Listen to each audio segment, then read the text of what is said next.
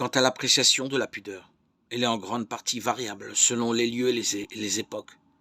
Dans certains pays d'Afrique, la tenue de la femme, comme celle de l'homme, se réduisent au strict minimum et ne sont pas considérées pour autant comme indécentes.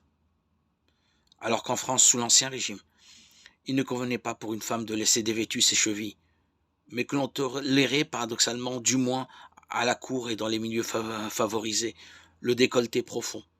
Toutefois, le jugement que l'on peut porter sur la pudeur dans le vêtement n'est qu'en partie subjectif. Nous ne partageons pas le sentiment de ceux qui considèrent la mode comme un phénomène essentiellement relatif, qui se réduirait à une simple question de culture et d'époque. Elle serait dans son essence même variable et susceptible de tous les changements. Et c'est oublier que la mode, si elle doit se développer et créer, doit le faire en respectant la modestie, la pudeur. Ceux qui, sous prétexte de la relativité de la mode par rapport au temps, au lieu, aux personnes, à l'éducation, suspendent leur jugement moral en ce domaine, se trompent. Il existe quelques critères objectifs que les modistes, les stylistes se doivent de respecter. Prendre conscience de l'influence réelle de la mode. Ne pas suivre aveuglement la mode, mais réagir fermement quand la conscience le demande.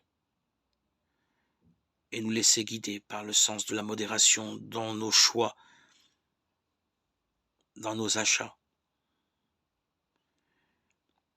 Il nous faut pour cela nous rapporter aux écrits, aux réflexions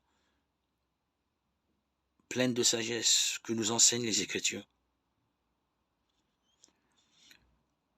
Il nous semble qu'à notre époque, il est nécessaire toutefois de rentrer davantage dans le particulier en raison de la confusion qui s'est introduite dans beaucoup d'esprits, pour éviter le risque de verser dans le relativisme. Il est en effet nécessaire de proposer quelques règles objectives sans lesquelles tout discours sur la pudeur et la façon de s'habiller serait sujet d'interprétations multiples et parfois contradictoires.